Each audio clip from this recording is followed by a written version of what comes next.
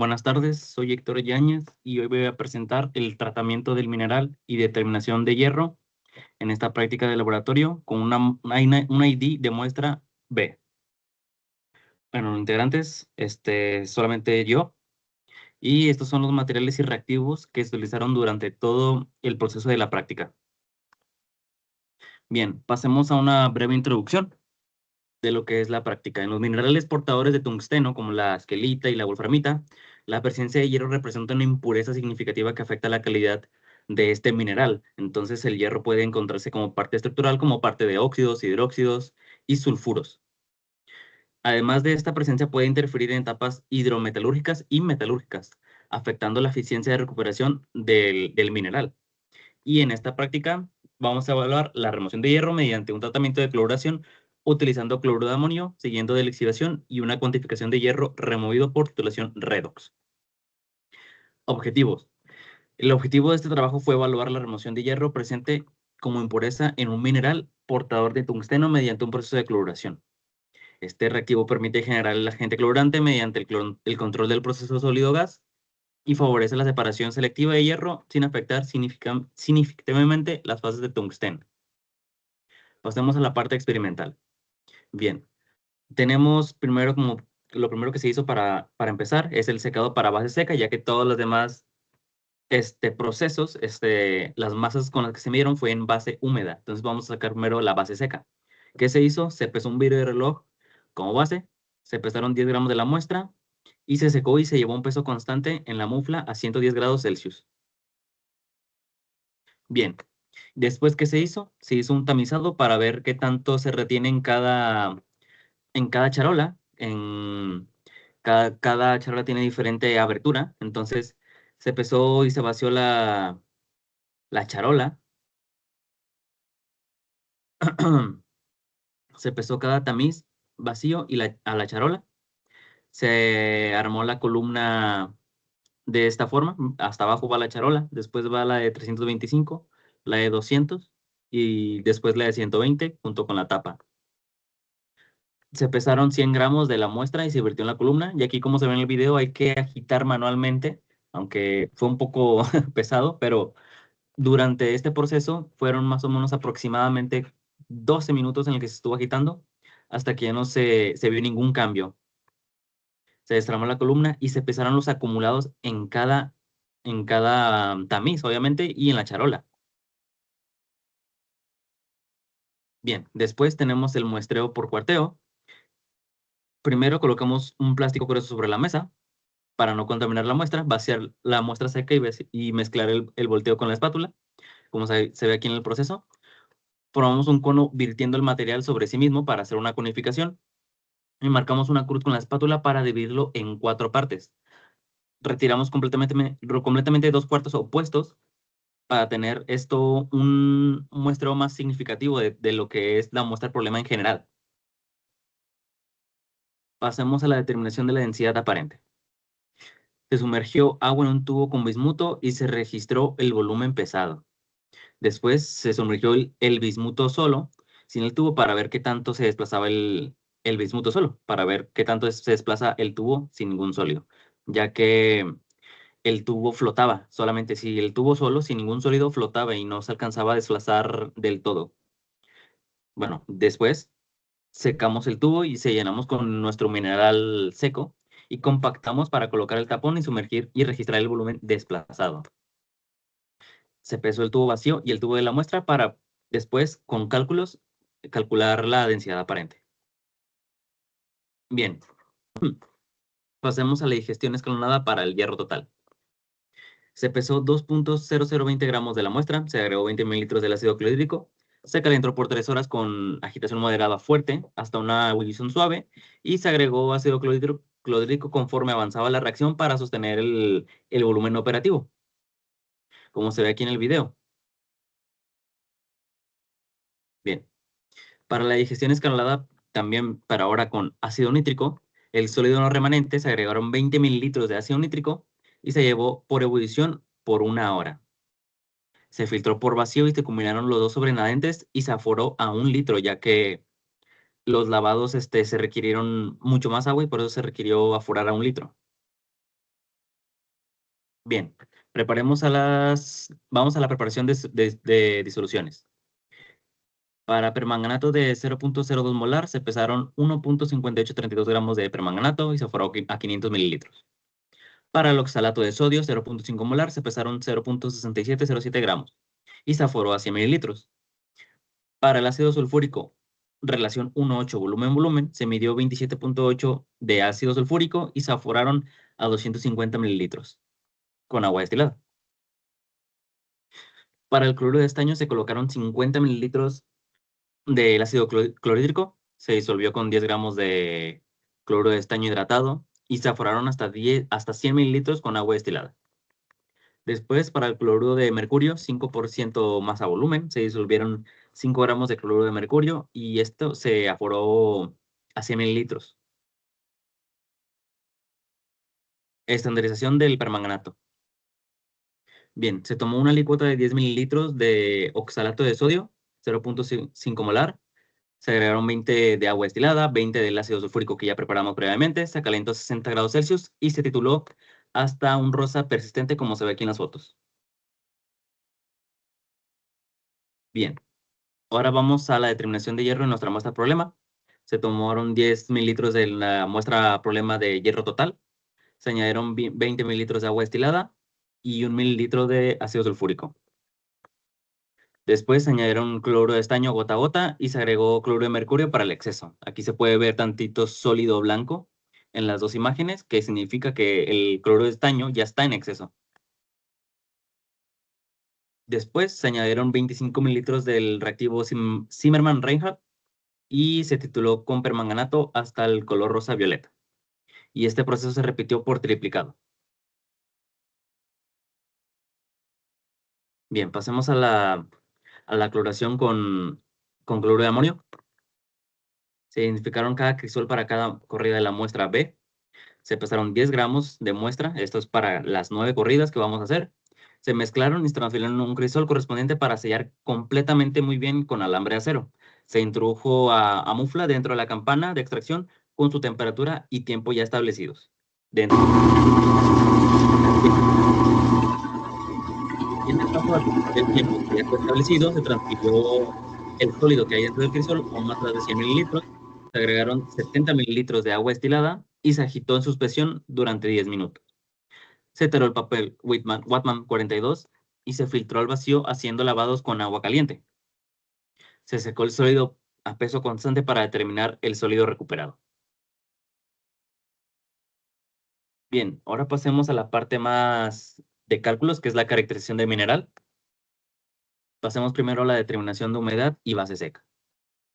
Bien, para la masa seca de la muestra, solamente tenemos la masa que ya está en peso constante, menos la que pusimos desde un inicio, la húmeda menos la seca, que ya estuvo en peso constante. Si yo pesé 10 gramos de masa húmeda, mi resultado fue de 9.9368 gramos de masa seca. Entonces, haciendo la resta para la masa de agua perdida, solamente restamos la húmeda menos la seca y tenemos 0.0642 gramos.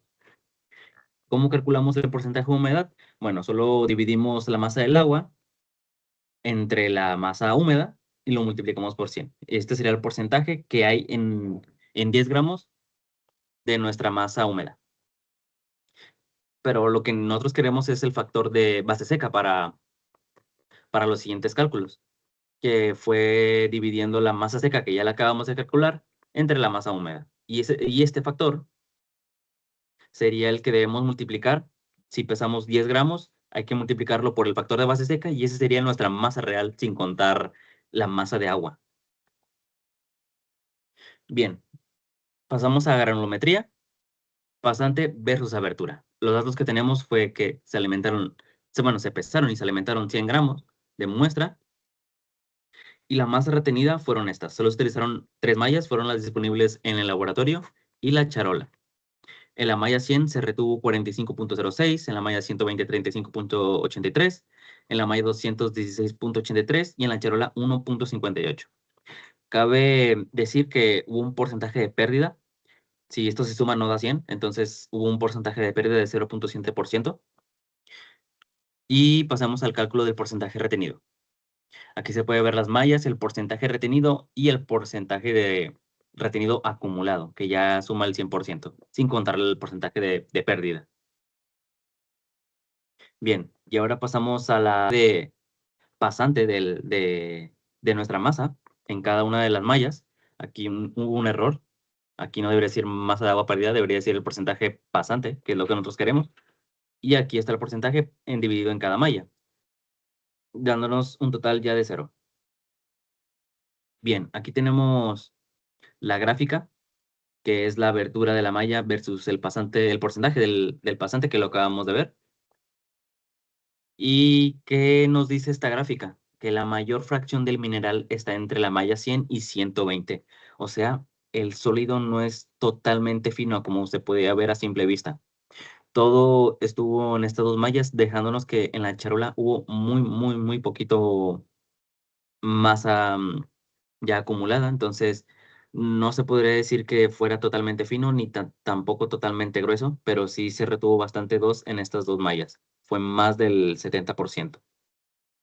Y esto podría afectar futuramente a lo que fueron el proceso de cloración. Y en este proceso explicaremos qué tiene que ver. Bien, pasemos a la densidad aparente. Como datos, tenemos la muestra de agua, del bismuto, el tubo con el bismuto y nuestra muestra del problema. Bien, primero se pusieron 350 mililitros, como se vio en la imagen anterior de la parte experimental.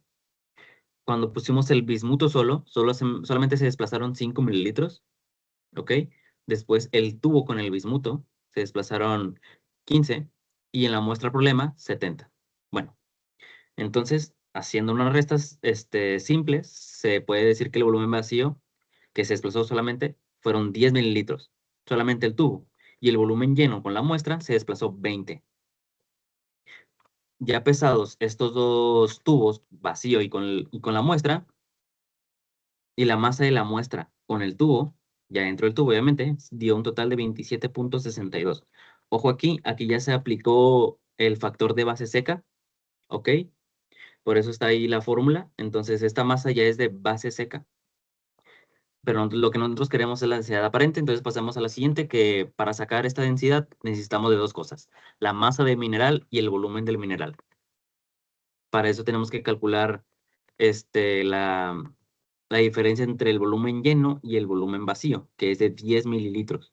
Y para la masa del mineral, bueno, simplemente hacemos lo mismo, es la resta, que es de 27.62, la masa del tubo con el mineral, menos la masa del tubo solo, que nos da un total de 15.82 gramos. Aquí un error, aquí debería decir gramos, no mililitros.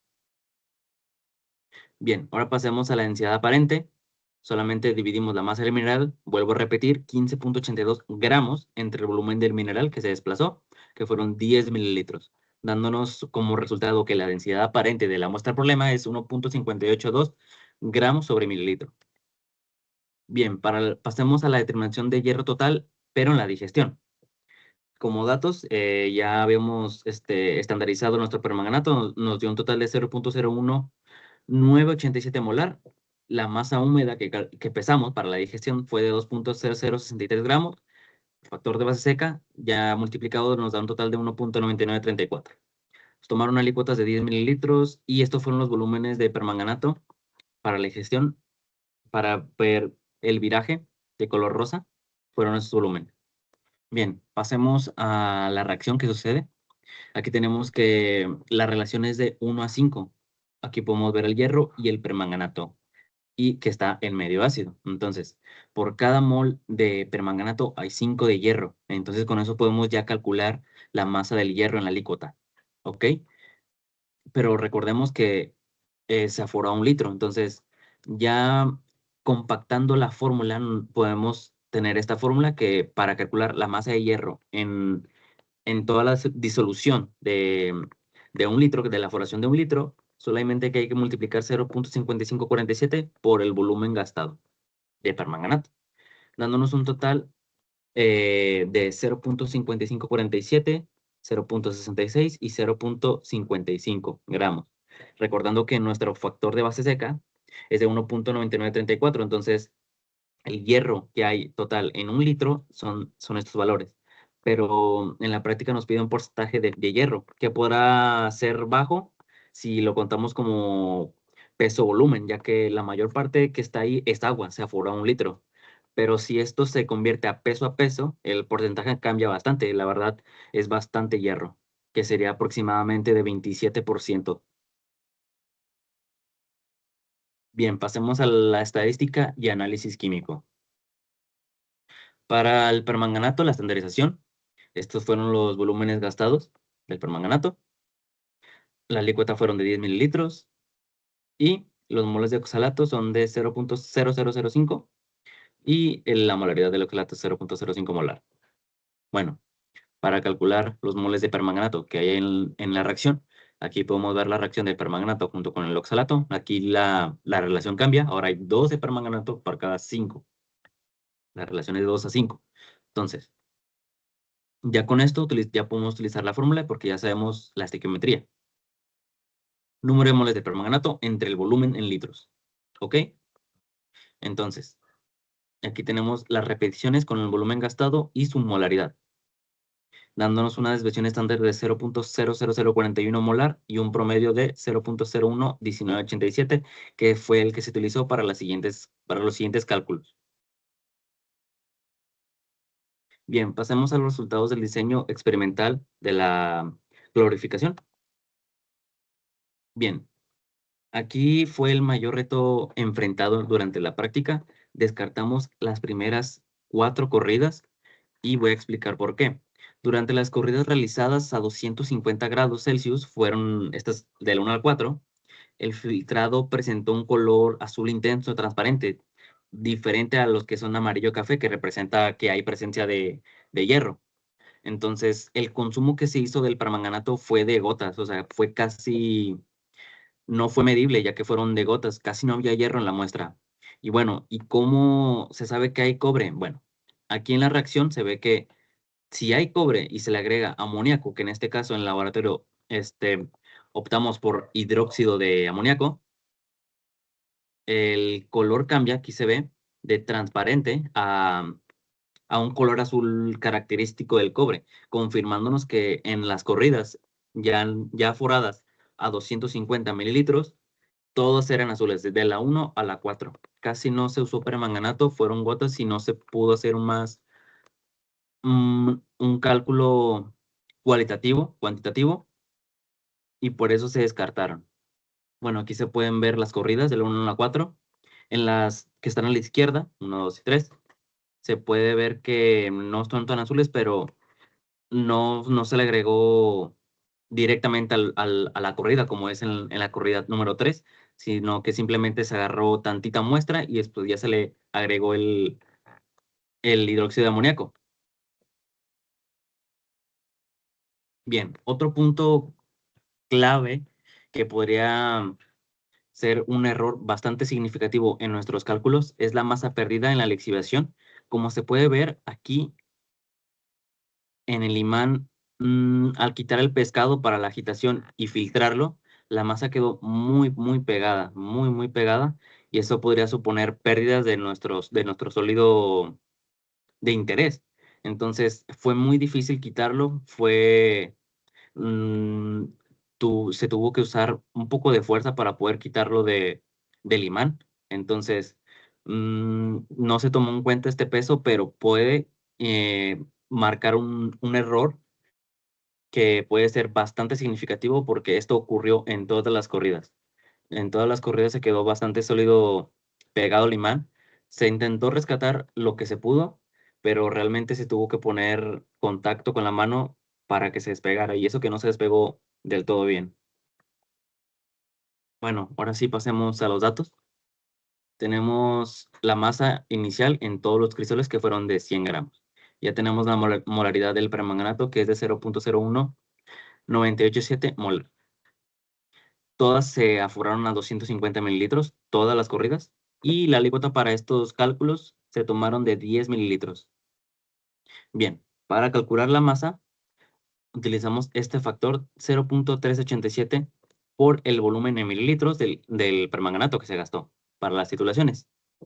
Y para el porcentaje de remoción del hierro, se calcula con este factor ya compactado, es una fórmula ya compactada, que es de 4.67 el volumen en mililitros del permanganato. Bien, ahora, ¿qué es lo que pasó durante la cloración? La descomposición del cloruro de amonio, aquí lo tenemos que es sólido, se va a descomponer en el componente gas, que es ácido clorhídrico, que nos va a dar esa eficiencia para poder arrastrarlo y combinarse con el hierro, que tenemos aquí en la parte de la lixiviación, que es para formar cloruros de hierro. Y después en la lixiviación, este va a pasar a ser hierro, separándolos en hierro y cloro. Bien, pasemos a la matriz de resultados, masa final y el porcentaje de remoción del hierro. Como ya he explicado antes, se descartaron las primeras 4 corridas. Y aquí están de las 5 a la 9. Tenemos la temperatura, el tiempo en minutos, los gramos que se agregaron del cloruro de amonio. Aquí vemos que la masa rescatada está en gramos. Obviamente estos gramos ya fueron restados por el papel filtro, que obviamente ya fue tarado. Entonces, esta fue la masa rescatada de nuestro masa de interés, si fue correctamente lixiviada y si funcionó bien todas las corridas. El volumen de permanganato en mililitros que se gastó en cada titulación. Este es el promedio de cada uno. El hierro disuelto en gramos y el porcentaje de remoción del hierro que hubo en cada corrida. Aquí sí podemos ver que la mejor condición para cada corrida fue en el crisol 9, porque es la que mayor hierro removido presenta y por lo tanto es la que más permanganato se usó en mililitros. Vamos a los análisis y retos enfrentados. Bien, la caracterización inicial del mineral permitió establecer condiciones de partida importantes para interpretar este comportamiento del proceso. La humedad fue baja, considerando la masa que se pesó, fue de 0.64%, por lo que este factor que habíamos calculado de factor base seca no influyó tan significativamente en los cálculos a base seca. La granulometría mostró que aproximadamente el 81% del material se encontraba entre la malla 100 y 120 con una fracción ultra fina muy mínima. Esta distribución relativa, mayormente gruesa a la de la malla, podría generar limitaciones en las difusiones del proceso de sólido-gas de la cloración del cloruro de amonio, ya que pues al compactar, o sea, al ser un grano un poquito más grueso, por así decirlo, el área de efectividad que tiene el gas, que es el ácido clorhídrico, no puede estar compactando en el área del sólido muy bien. Y la digestión ácida determinó un contenido de hierro en cabeza de 29.70, base seca, valor que sirvió como referencia para evaluar la eficiencia del tratamiento. Este porcentaje indica que una presencia significativa de hierro en el mineral justificado la necesidad de un proceso de remoción. En el diseño experimental 2 se observó claramente que la temperatura fue el factor más influyente en la remoción del hierro.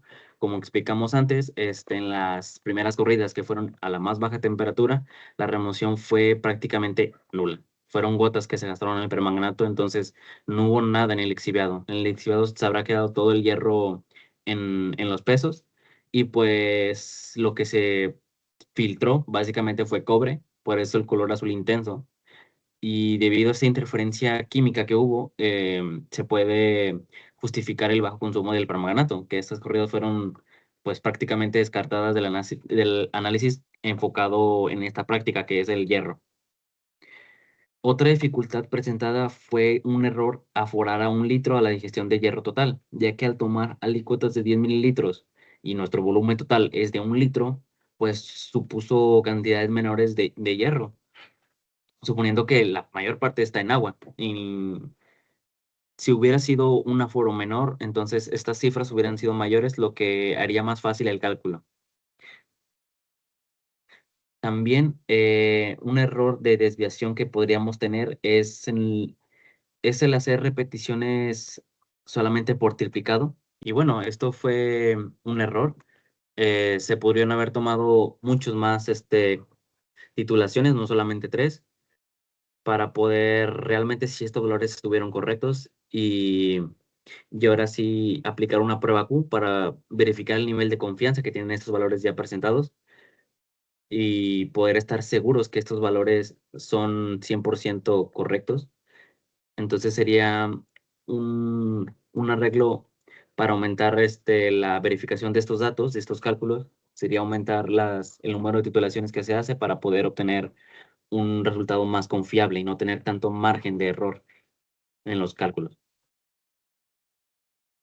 Bueno, como conclusión, es que al incrementar la temperatura a 300 y bueno, y especialmente a 350 grados Celsius, se observó un aumento significativo en el hierro disuelto, evidenciado por el mayor consumo del titulante, que fue el permanganato. La corrida 9 nos presentó la mayor remoción de hierro, que fue del 21% aproximadamente, lo que indica que la combinación de alta temperatura y mayor tiempo en la mufla reaccione mucho mejor para la generación del ácido clorhídrico y la conversión de hierro a cloruros solubles.